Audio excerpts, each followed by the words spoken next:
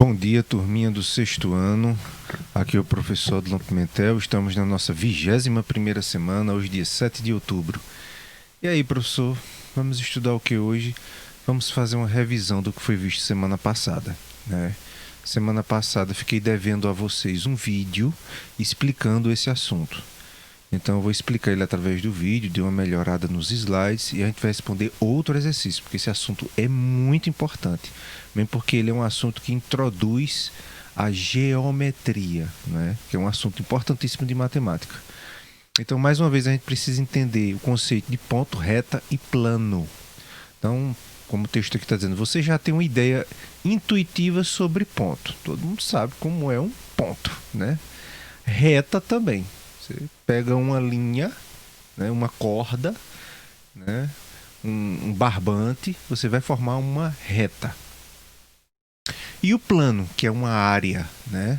Uma área pode ser um quadrado, a superfície, o tampo de uma mesa, né? Isso é um plano, né? O chão da sua sala é um plano, né? A mesa que você, né? Que não sei, a pia, por exemplo, da sua casa é um plano, né, onde a gente coloca os objetos em cima.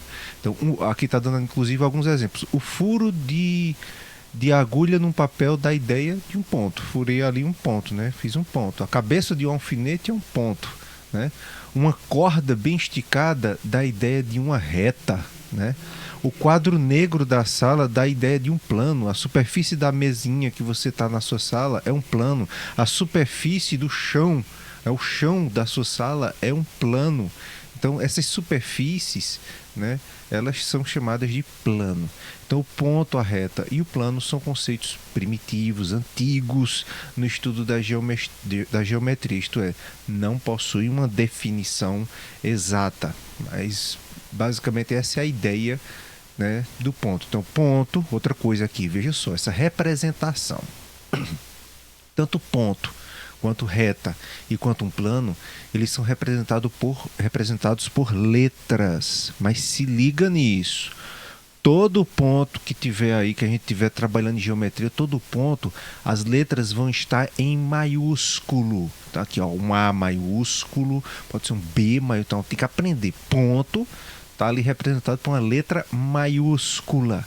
Reta, as retas estão representadas por letras minúsculas. Então cuidado para não confundir isso, certo? Porque você pode ter ali pontos misturados com retas. Se você não tiver ligado nas letras maiúsculas e minúsculas, saber que letra maiúscula representa o ponto e que letra minúscula representa uma reta, você pode se confundir, inclusive achar que aquilo ali, aquela letra está representando a reta, mas na verdade está representando um ponto. Como é que eu vou saber isso? Como eu disse, ponto, a representação, a letra maiúscula. Por exemplo, T maiúsculo, né? M maiúsculo pode representar um ponto. Já se o M for minúsculo, um T minúsculo, um S minúsculo, um O minúsculo, então você está falando ali de uma reta. E o plano é representado por letras também.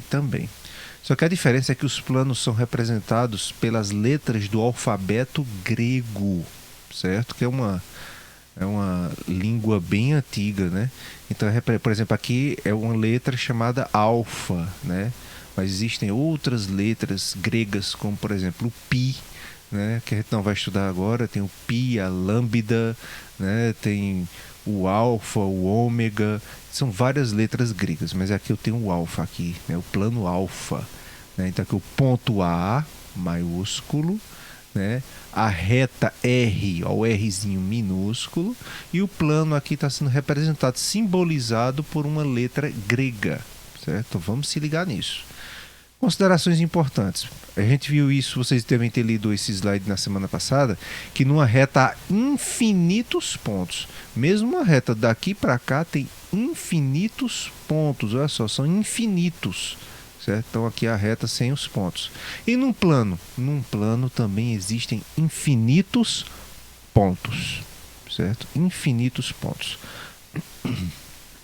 Outra coisa, num plano como esse aqui, ó, o plano, existem infinitas retas, como a reta M, R e S, a reta N, a reta T. Tá vendo que estão percebendo? Todas elas estão simbolizadas por letras minúsculas, né? Então existem infinitas retas dentro de um plano. Por dois pontos distintos passa uma única reta, viu? Então entre dois pontos sempre só passa uma reta entre dois pontos. Num plano há infinitos pontos, certo? Então, num plano, é porque aqui não desenhei o plano, mas se tivesse aqui um plano, tivesse para colocar pontos dentro dele, existiam infinitos pontos. Então, percebendo aqui que os pontos são representados por letras maiúsculas, e esse Rzinho minúsculo representa quem? A reta. Reta representado por uma letra minúscula e os pontos representados por letras maiúsculas. E os planos é representado pelo que mesmo, professor? Pelas letras gregas. Vamos lá, outra coisa importante. Vamos entender os pontos, sobre pontos. Pontos colineares. O que danado é isso, professor? Os pontos pertencentes a uma mesma reta são chamados colineares. A gente não viu que uma reta pode ter infinitos pontos? Nesse caso aqui foram colocados só 3, mas podia colocar mais, infinitos. Aqui tem 3. Então eu tenho o ponto A, o ponto B e o ponto C. Então eles são colineares. Por que eles são colineares, professor? Porque eles estão na mesma reta. Aqui não colocou a letrinha representando a reta, mas podia ser um R minúsculo. Então na reta R existem 3 pontos colineares, porque os 3 estão na reta R, certo? Agora vamos ver essa outra reta aqui. Observe, tem R, T, tem os pontos aqui, estão aparecendo os pontos R, S, T. Peraí, mas S faz parte dessa reta? Não faz. Então eu posso dizer que R e S, T são colineares? Não. R e T são colineares, porque elas estão na reta, mas o S está fora dessa reta. Então o S não é colinear junto aos demais. Então os pontos R e S, T não são colineares. R e S, T não são. R e T são, né? Mas colocando o S não é. Então entre eles, entre os 3 não vai haver, né, esses pontos colineares. Figura geométrica. Toda figura geométrica é um conjunto de pontos, é uma reunião de vários pontos. Figura geométrica plana é uma figura em que todos os seus pontos estão em um mesmo plano, estão todos aqui dentro do plano. Então, retas, né? Então, é uma definição sobre figura geométrica. A gente vai aprofundar mais isso nos próximos dias, certo? O que são retas concorrentes? São retas que têm um único ponto em comum. Então, imagine, você tem um ponto e você corta ele por uma reta, depois corta por outra, depois corta por outra.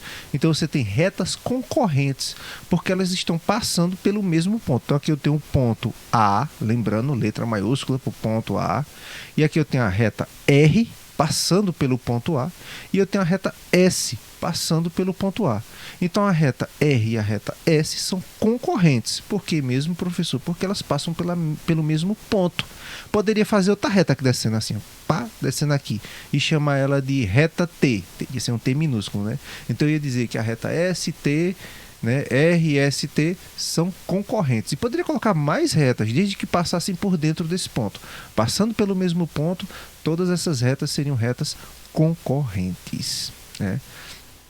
Retas paralelas, quando não tem um ponto em comum. Então vocês estão percebendo que elas estão bem alinhadas, né? Bem alinhadas, mesma distância entre. Então isso aqui são retas paralelas e elas não têm um ponto em comum. Elas não passam pelo mesmo ponto, né? Então elas são separadas e perceba que a distância entre elas em qualquer parte das retas é o mesmo. Então elas são paralelas. A semirreta, um ponto P, está aqui o ponto P maiúsculo, né? A reta R minúsculo, né? Então, um ponto P qualquer de uma reta R divide esta reta em duas partes denominadas semirretas. Então, eu tenho uma reta daqui, dessa extremidade, até o ponto P.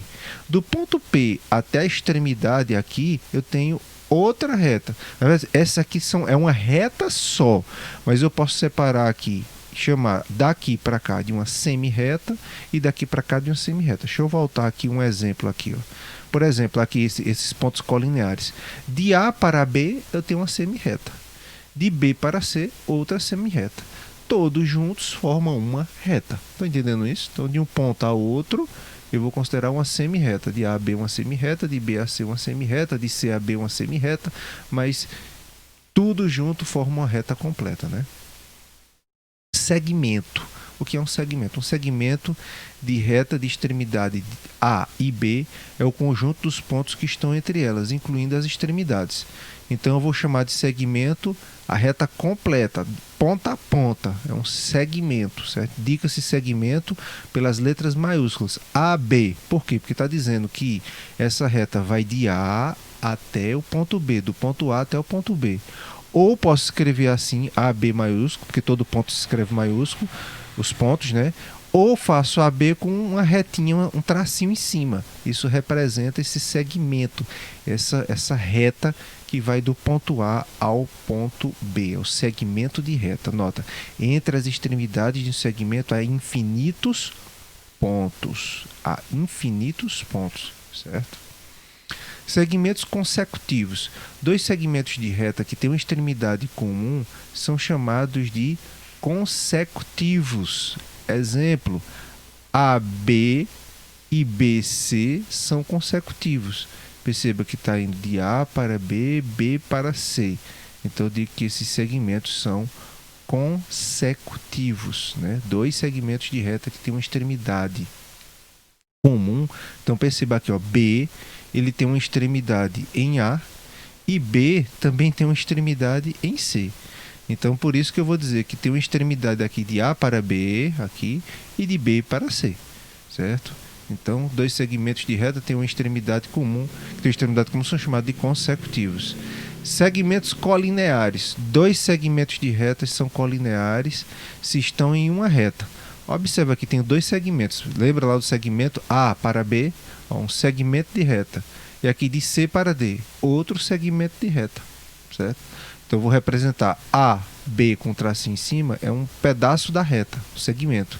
E C, D é outro pedaço da reta de um ponto C para o ponto D, né? Porque eles são colineares. São colineares, né? De A para B, de C para D, né? Aqui, ó, PQ e QR, se eu desenhar uma reta aqui entre todos eles, então são colineares e ainda por cima são consecutivos, porque está passando em todos os pontos. Observe que eu deixei aqui escurinho de P para Q, de Q para R. Aqui não, aqui eu só considerei de A para B, sem considerar de B para C. Perceba que não escureceu aqui esse segmentozinho de reta aqui, ó. Então, aqui é apenas colinear de A para B, de C para D. De P para Q para R, observe que está tudo marcado aqui, eles são colineares, mas são colineares consecutivos, porque passam por todos os pontos. Okay? Segmentos congruentes, muita coisa, né? É muita coisa. Segmentos congruentes. Dois segmentos de reta são congruentes quando possuem medidas iguais. Entendi, professor. Perceba que de A para B e de C para D, quantos centímetros tem aqui de A para B? 4 centímetros. E quantos centímetros tem de C para D? 4 centímetros. Então, esta reta e esta outra reta, elas são congruentes entre si. Por quê? Porque elas têm o mesmo comprimento. Agora, se eu tivesse uma reta com 5 centímetros de comprimento e outra com 8, eu poderia dizer que essas duas retas são congruentes? Não, porque elas têm comprimentos diferentes. Então, memorize que retas congruentes são aquelas que possuem o mesmo comprimento, as mesmas medidas, né?